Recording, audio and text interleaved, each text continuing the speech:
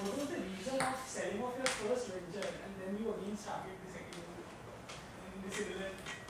Good question again. So, JP Morgan was an investor. They were a private equity fund. Private equity funds are 10-year funds, usually between 7 and 10 years, and then they have to exit and move on.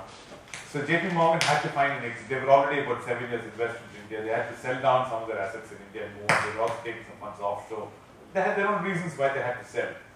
So we had grown fantastically from zero to becoming, it was then itself we had a revenue run rate I think of almost about $50 million. So we were a company that was trying to be brought to market. They took us to market. And the first, and we had Rothschild who was appointed on our behalf. And the first guy we met was Adecco. Adecco was the world's #1 company in human resources from headquartered in Zurich. $30 billion in size.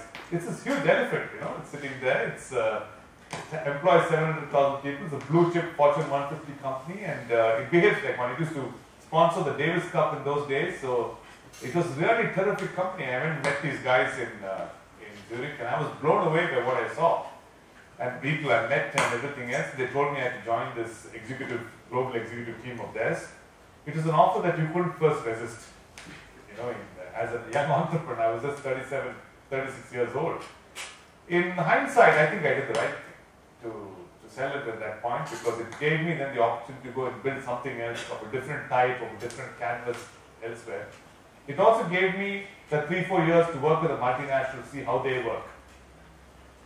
So I kind of learned how they manage multiple geographies, how do they build their budgeting system, how do they review performance, how do they retain staff, how do they compensate and reward performing managers.